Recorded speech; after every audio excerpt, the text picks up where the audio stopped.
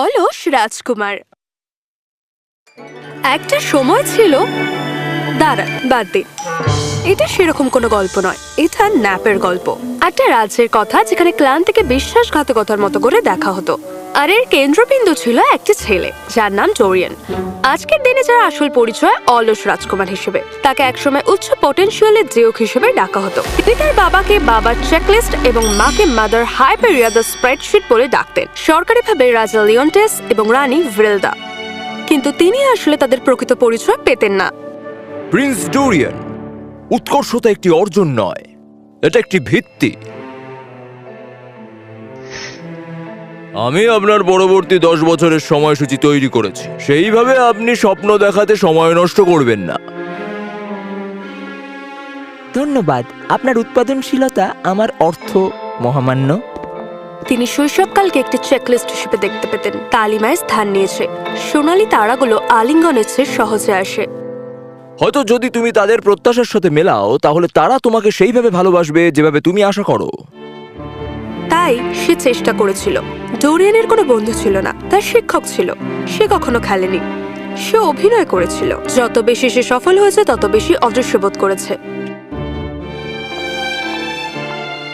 তারপর একদিন সে থেমে গেল। এখন আর চেষ্টা নেই, আর অভিনয় নেই, এবং কেউ খেয়াল করেনি যতক্ষণ না সে নীরবতার পেছনে অদৃশ্য হয়ে গেল। হয়তো আমি শুধু অলস, এটাই তো। সে বেড়ে উঠল এবং আমরা যেমন জানি অলস রাজকুমার হয়ে পরিচয় পেল। তারা যেটা দেখেনি সেটা হলো তার বহন করা ভার, তার হারে, তার নিঃশ্বাসে, তার যত্ন নেবার ইচ্ছাতে ক্লান্তি। মহামান্য, সামরিক বাজেট আপনার স্বাক্ষরের অপেক্ষায়। কি এটি 3 মাস হয়ে গেল? সময় উড়ে যায় যখন আপনি শয়নরত থাকেন। রাজ্যের একজন নেতৃত্বের প্রয়োজন। রাজ্যেরও ঘুমের প্রয়োজন। আপনি রাজপুত্র, পুতুল নয়। সোজা হয়ে বসুন। কিন্তু মাতা, মেঝে এবং আমি একসাথে সময় কাটাচ্ছি। একদিন তুমি সময় নষ্ট করার জন্য অনুশোচনা করবে। আমি সময় নষ্ট করছি না, আমি এটিকে খুব ধীরে ধীরে উপভোগ করছি। সবাই শেষ পর্যন্ত হাল ছেড়ে দিল। পরিহাসিকভাবে তিনি তাদের ক্লান্ত করে ফেললেন।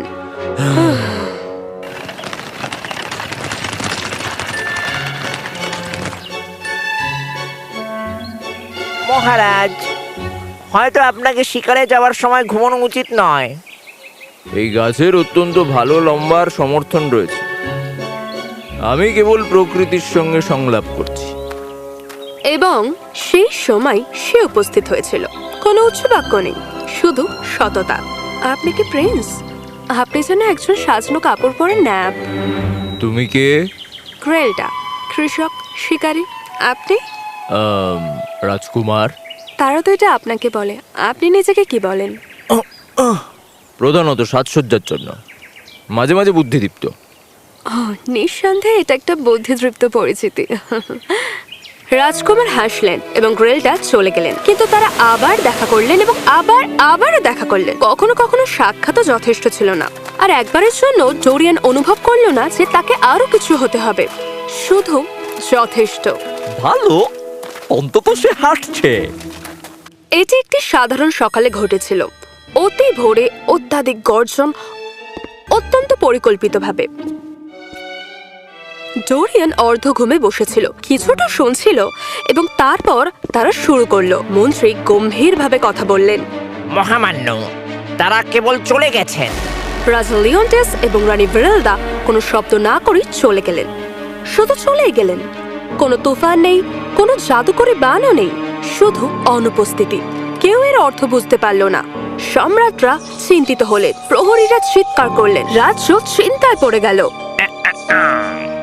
ক্রাউন প্রিন্স ডোরিয়ান যতক্ষণ রাজ্যটি খোঁজ পায় না, সিংহাসন ফাঁকা।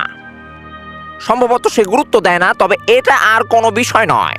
এবং এভাবেই আমাদের অলস রাজা এখন রাজ্যের নিদ্রা রাজা হয়ে গেল। দিন কাটতে থাকলো এবং সেরা অনুসন্ধান দলগুলি কিছুই নিয়ে আসলো না, কিন্তু তাদের জুতোয় ধুলো এবং তাদের চোখে বিভ্রান্তি ছিল। গুজবগুলো ঘুরপাক খাচ্ছিল, প্রার্থনাগুলো বেড়ে যাচ্ছিল, কারণ সিংহাসনটি খালি ছিল ও রাজকুমার উঠতে চাইছিল না। তারপর এক রোমাঞ্চকর সন্ধ্যায় বিন্যাস পুনরুদ্ধারের অজুহাতে প্রতিদ্বন্দ্বী কর্তারা একটি গোপন কাউন্সিল ডেকে নিল। মহামান্য, প্রয়াত রাজা এই ধরনের মুহূর্তের জন্য একটি প্রকল্প করেছিলেন, আপনি জানেন। তিনি ছিলেন একজন ভবিষ্যদ্দ্রষ্টা। এই নিয়মকে কার্যকর করার জন্য একটি প্রাচীন গোলকের সক্রিয় করা অন্তর্ভুক্ত। এটি বায়ুতে কিছু রাসায়নিক মুক্ত করে আতঙ্ককে শীতল করে। ভালো প্রশাসনের জন্য আর কিছু না, কিন্তু এটি করা উচিত গুজব ছড়িয়ে পড়ার আগে। তাই আমি জাদুকরি উত্তরাধিকারকে টিপে দেই এবং সবাই আতঙ্কিত হওয়া বন্ধ করে। ঠিক তাই। ঠিক আছে, এটি সক্রিয় করো, যা কিছু। সে বুঝতে পারল না, তার পরোয়া ছিল না। সে শুধু আবার ঘুমাতে যেতে চাইছিল। ডোরিয়ান তার সামনে রাখা অর্বের ওপরে চাপ দিল।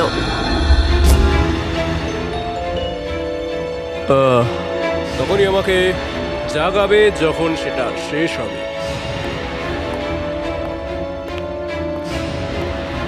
রাজছুটি শুধু চেষ্টা করা বন্ধ করে দিয়েছে। 2 দিন ধরে আমি শিক্ষানবিশদের দেখতে পাইনি। এরা শুধু আশা বন্ধ করে দিয়েছে। তাতে আমি তাদের সঙ্গে মোকাবিলা করতে চাই না। আমি খুব দুর্বল হয়ে পড়েছি।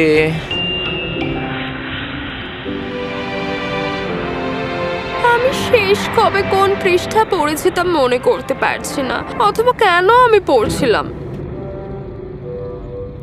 ঘোড়াগুলো খাবার খাচ্ছে না, আমিও খাবার খাচ্ছি না। কিন্তু সেখানে একজন ছিল যিনি কুয়াশার স্পর্শে আসেননি। গ্রেলটা এই রাজার প্রকল্পের পরিদর্শনের সিদ্ধান্ত নেয়, যা ডোরিয়ান সক্রিয় করেছে। সে রাজপ্রাসাদের সবচেয়ে উচ্চতর ছাদে উঠে গেল, সেখানে এমনকি মাকড়সারাও ঘুমাচ্ছিল। সেখানে ধুলো ও নিরাপত্তার নিচে সে পাণ্ডুলিপিটি খুঁজে পেল। এটা শুধু কুয়াশা নয়, এটা লুমিং। ডোরিয়ান, তুমি এখন উঠছিলে কেন? ডোরিয়ান, গ্রেন্ডা, তুমি এখানে কি করছো? এবং আমি কি জেগে উঠলাম? এটা একটা লুমিং। এটা শত্রুদের জন্য তৈরি করা হয়েছিল। তারা তোমাকে বোকা বানিয়েছে। তোমাকে রাজ্যকে বাঁচাতে হবে। গ্রেন্ডা, তোমার চোখ।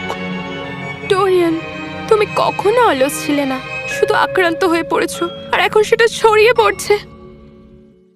এটি শুরু হয় যেখানে বেশিরভাগ মহৎ অভিযানের শুরু হয়, যুদ্ধ বা ভবিষ্যৎবাণী নয়, বরং রাজস্বিক রান্নাঘরে খাবার খাওয়ার সময়।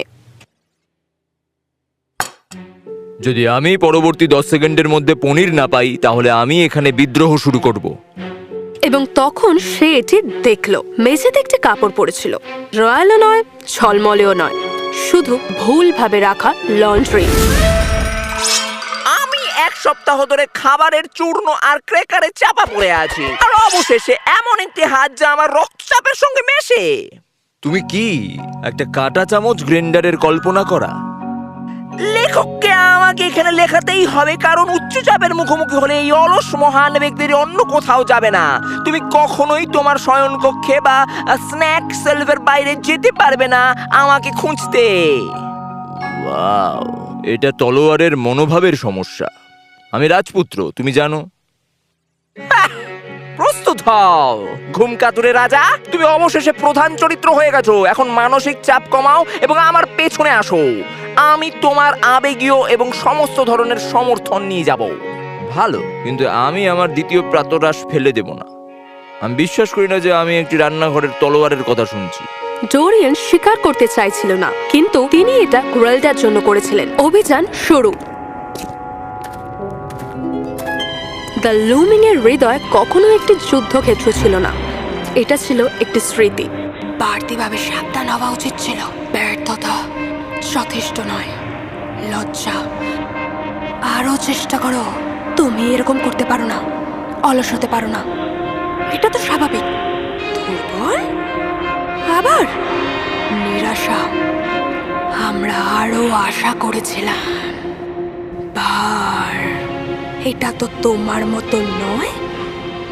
বড় হও, বেকার, অলস। এটা কি সবার মাথায় শোনা যাচ্ছে? তাদের এভাবে কে ডাকে? শুনেছি তারা নিজেরা বলে দ্য লুমিং হল একটি আয়না। এটি প্রতিটি চাপের একটি জাল যা সবাই কখনো না কখনো অনুভব করেছে এবং তাদের নিজেদের সাথে কথোপকথন করেছে। তুমি কি অনেক দিন ধরে নিজেকে অলস বলনি?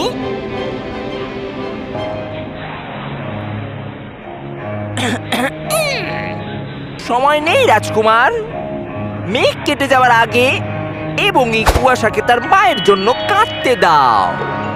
অপেক্ষা করো, যে প্রতিক্রিয়া করছে। যত বেশি সে তলোয়ার তুলছিল কুয়াশা তত বেশি ঘন হচ্ছিল। তোমার মন কেন অন্যদের মতো না বলো তো? তোমার রং কেন রয়ে যাচ্ছে? হ্যাঁ, তুমি আশাহত করছো প্রত্যেককে। আর কি বলো তো, আমাদের রাজকুমার কোনোদিনও কাউকে আশা দেখাতে পারেনি। সে দীর্ঘদিন ধরেই হতাশাগ্রস্ত হয়ে রয়েছে, এটা মেনে নাও। লুমেন, ধন্যবাদ। কেউ লুমিনের থেকে পালিয়ে যেতে পারবে না। পুরোনো কথাগুলো মনে পড়ছে। তার অভিভাবকেরা চিৎকার করছে, পুরস্কারগুলো ভেঙে পড়ছে, কণ্ঠস্বরগুলো বিদ্রুপ করে বলছে অলস।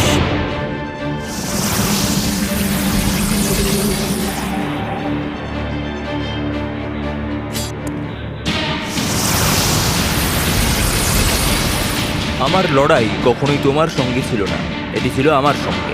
আমি অলস নই, আমি ক্লান্ত। আমি ক্লান্ত হয়ে জন্মগ্রহণ করেছিলাম।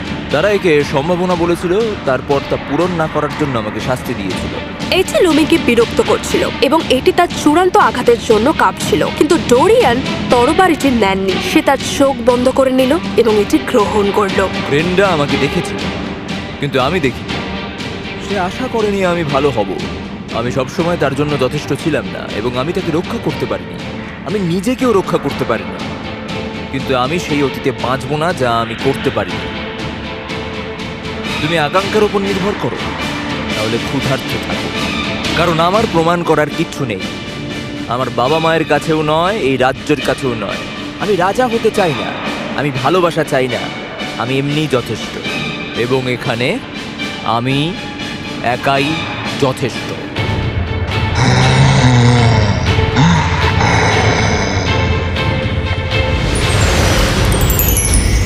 ভোরের কুয়াশা একটি খারাপ স্বপ্নের মতো মিলিয়ে গেল। রাজ্য নিঃশ্বাস ফেলল। বেশ ভালো লাগছে, হালকা লাগছে। কত মনে হচ্ছে কতদিন পর উঠলাম। একটা খারাপ স্বপ্ন ছিল। অনুপস্থিত রাজাদের পাওয়া গেছে। প্রতিদ্বন্দ্বী লর্ডের দ্বারা তালাবদ্ধ ছিল, যিনি এখন রাজদ্রোহের জন্য বিচার কামনা করছেন। আমরা খুব বেশি চাপ দিয়েছিলাম। তুমি সব সময় যথেষ্ট ছিলে, এমনকি যখন আমরা তা দেখিনি তখনও। আমি ভেবেছিলাম আমি তোমায় নির্মাণ করছি। আমি বুঝতে পারিনি আমি তোমায় ক্লান্ত করে ফেলেছি। আমি দুঃখিত পুত্র। তোমার কিছু প্রমাণ করবার ছিল না এবং তবুও তুমি করেছিলে যে তুমি এই রাজ্যের জন্য সবচেয়ে ভালো নেতা হতে পারো। বেশ, আমার একটা খ্যাতি রক্ষা করতে হবে। আমি অলস রাজকুমার। গ্রেন্ডা, তুমি দায়িত্বে থাকবে। আমি ন্যাপ চেম্বার থেকে তদারকি করব। তুমি কি বললে? দাঁড়াও। রাজকুমার ডোরিয়ান, তুমি কি দুপুরে অমনোবিদ্যার ঘণ্টা সৃষ্টি করেছো? এটি রাজ্যের উৎপাদনশীলতার জন্য একটি বিপ্লবী বিরতি। তুমি বুঝতে পারলে না। শুয়ে পড়ো।